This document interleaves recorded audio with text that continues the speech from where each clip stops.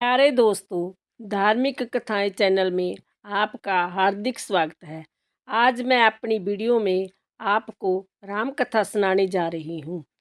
प्यारे दोस्तों, यदि आपने मेरा चैनल धार्मिक कथाएं लाइक और सब्सक्राइब नहीं किया तो ज़रूर करें। बेल आइकन दबाना ना भूलें जो आने वाली सभी वीडियोज़ की जानकारी आपको सबसे पहले हो सके। वीडियो को पूरी सुनने के बाद कमेंट बॉक्स में जय श्री राम लिखना ना भूलें। कथा। भगवान श्री राम, लक्ष्मण और सीता जी पिता दशरथ जी की आज्ञा पालन करने के लिए वनवास चले। रास्ते में सारे तीर्थ गंगा, जमुना, गोमती वगैरह में तर्पण किया। वन में फल फूल कंद मूल खाकर जीवन व्यतीत करते थे। एक दिन राम जी आज्ञा से लक्ष्मण जी कंदमूल तोड़कर लाए और सीता जी के आगे रख दिए। सीता जी ने उनकी 4 पत्तलें बनाई। लक्ष्मण जी पूछने लगे, माता जी आपने 4 पत्तल किस लिए बनाई है? माता जी बोली, एक पत्तल राम जी की, एक पत्तल लक्ष्मण जी की, एक पत्तल गौ माता की और एक पत्तल सीता जी की। राम और लक्ष्मण जी ने अपनी अपनी पत्तलें उठा ली और एक गौ माता के आगे रख दी। सीता जी ने अपनी पत्तल नहीं उठाई और ना ही गौ माता ने।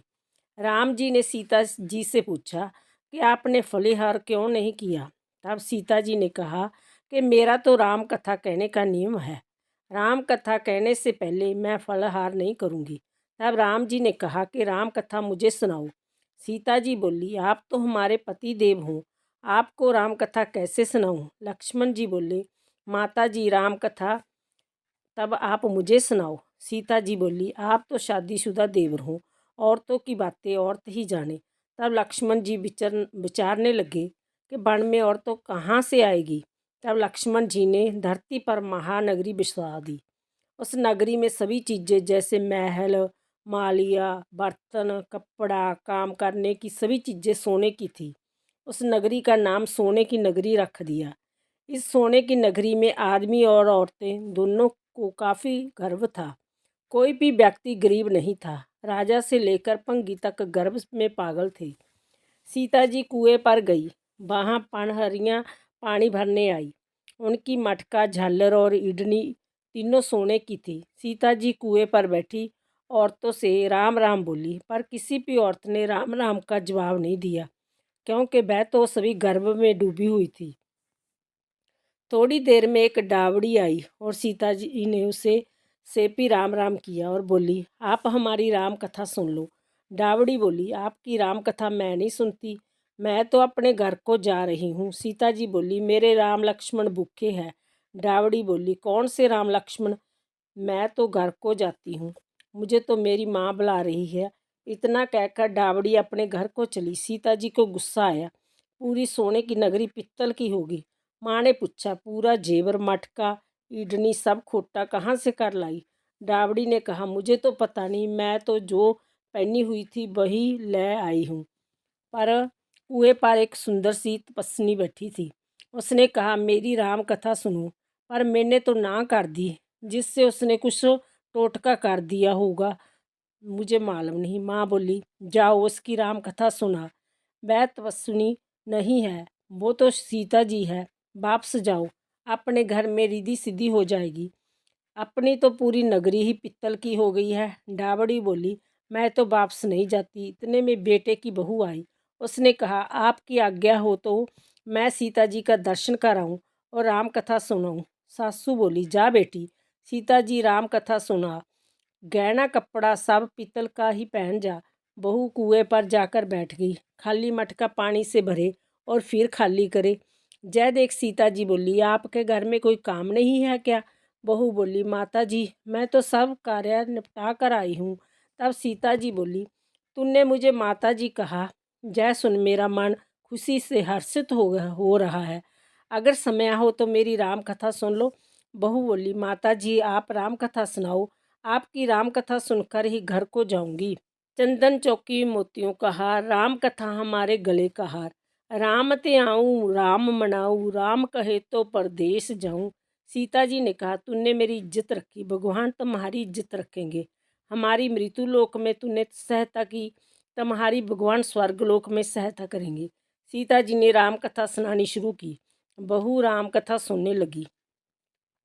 आओ राम बैठो राम, जल पर झारी लाई राम, किक्कर की दातन लाई राम, ठंडा जल पर लाई राम। सब परिवार पधारो राम, चुगला टोपी पहनो राम, कड़ा कलांगी पहनो राम, मक्खन मिश्री लाई राम। मक्खन मिश्री खाओ राम, स्वर्ण सुहासन लाई राम, स्वर्ण सुहासन बराजो राम, झालर टकोरा लाई राम, झालर टकोरा बजाऊ राम, शंख धमनी लाई राम। झुक झुक पाव लागू राम, निरखता रोमन मोहे राम। शरण अपनी लै लो राम, दूध कटोरा लाई राम। सीता चरण दबाए राम, सुखवर सेज सोए राम, चालर पंखा ढोले राम, हमें राम तुम्हें राम। रोम रोम में बसो श्री राम, घट घट में विराजो राम। मुख में तुलसी बोले राम, खाली बैठे क्या काम। जब बोले जब राम ही राम, बोले पंछी राम ही राम। पूर्ण होए सब काम, मेवा चिरंजी लाई राम। रुच रुच भोग लगाओ राम, खट्टा मिठा चखो राम। चरखा परखो लाई राम, चरखा परखो चखो राम। जो पाए सो ले लो राम, मन में धोखा रखना नाम। राम कथा पूर्ण हुई तब सीता जी बोली, आपने हमारी राम कथा सुनी, हमारी सहायता की, आपने हमारे भूखे राम लक्ष्मण को खाना खिलवाया। भगवान आपको सातों स्वर्गों को का सुख देगा। सीता माता का आशीर्वाद ले बहू अपने घर जाने लगी। सीता जी ने अपने गले का हार तार कर बहू को पहना दिया।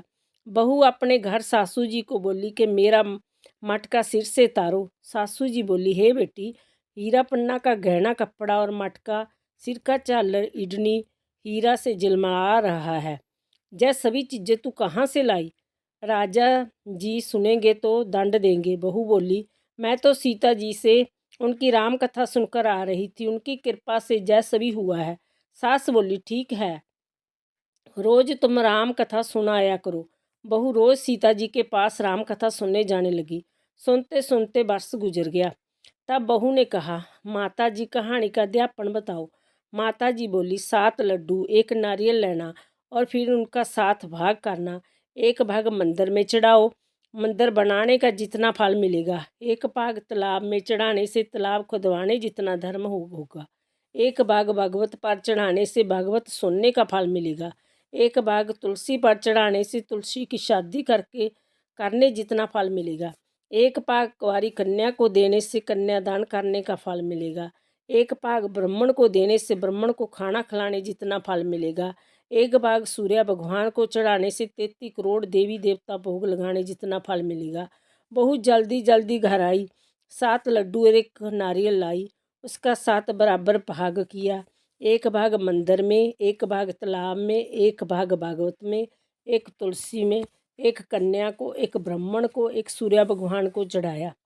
सूर्य भगवान को चढ़ाने से 33 करोड़ देवी देवताओं ने भोग लगा लिया। अब बहू फिर सीता जी के पास आई और बोली कि माता जी, मैंने सबका अध्यापन कर दिया। सीता जी बोली, अच्छा बहू, अब बैठ जाओ। 7 दिनों बाद वैकुंठ धाम से विमान आएगा। 7 दिनों के बाद ही वैकुंठ धाम में विमान रिमझिम करता आया। बहू बोली, सासू जी विमान आया है, आप भी चलो। सासू जी बोली, हे बहू, मैं अकेली कैसे जाऊं? आपने ससुर जी को ले लो, माता पिता को ले लो, भाई बंधु कुटुंब कबीले को ले लो, अड़ोसी पड़ोसी को ले लो। बहू ने सबको विमान में बैठा लिया। विमान फिर भी खाली रहा। इतने में ननद आई और बोली, भाभी जी, मुझे भी विमान में बैठा लो। माता जी ने देखा विमान में जगह ही नहीं है।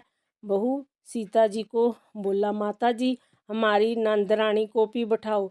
सीता जी बोली, आपकी नंद घमंड में भरी हुई है, हमारा विमान कच्चे धागे से बना हुआ है, यह टूट जाएगा। नंद बोली, भाभी जी, मैं जहाँ अकेली रहूँगी तो सांप बिच्छू खा जाएंगे। भाभी जी बोली, आपकी करनी आप ही भोगो, हम अपनी करनी से सीता माता के साथ जा रहे हैं। इतने में बहू अपने पति देव के साथ विमान में विराजमान हो गई। यह देख नगर के सभी लोग इकट्ठे हो गए और पूछने लगे, बहू, आपने ऐसा कौन सा धर्म का कार्य किया जो सीता जी के साथ विमान में वैकुंठ धाम को जा रहे हूँ? आपने रामायण का पाठ किया या गीता जी का पाठ किया या कोई खंड पुण्य किया जिससे कि स्वर्ग से विमान लेने आया है? बहू बोली, मैंने तो केवल सीता माता जी से राम कथा सुनी, उसका अध्यापन किया। नगरी राम नगरी के लोग कहने लगे, बहू हमें भी राम कथा सुनाओ। बहू ने सबको राम कथा सुनाई। कथा संपूर्ण होते ही पूरी नगरी सोने की होगी। बहू बोली, जो कोई राम कथा की 108 पुस्तकें बांटेगा उनको भी उतना ही फल मिलेगा जितना बहू को मिला। सभी नगरवासियों ने राम जी की जय जयकार की। सीता जी ने सबों को विमान में बिठा लिया। विमान स्वर्ग के रास्ते चल पड़ा। स्वर्ग के सातों द्वार अपने आप खुल गए। प्रथम द्वार पर नाग देवता सामने आए। सातों द्वार पार करने के बाद विमान स्वर्ग से नीचे उतरा। 33 करोड़ देवी देवता बहू से पूछने लगे, तुमने ऐसा कौन सा पुण्य का कार्य किया जिसके स्वर्ग के सातों द्वार पार करके हमारे पास आई हूँ। बहू बोली, मैंने तो सीता माता जी से राम कथा सुनी, उसका अध्यापन किया। 33 करोड़ देवी देवता बोले, हमें भी राम कथा सुनाओ। बहू ने सबको राम कथा सुनाई। बहू ने कहा, राम त्याऊँ राम मनाऊँ, राम कहे तो परदेश जाऊँ। सभी देवी देवता सीता माता की जय जयकार करने लगे। आप भी सब मिलकर बोलो, जय श्री राम, सीता माता की जय।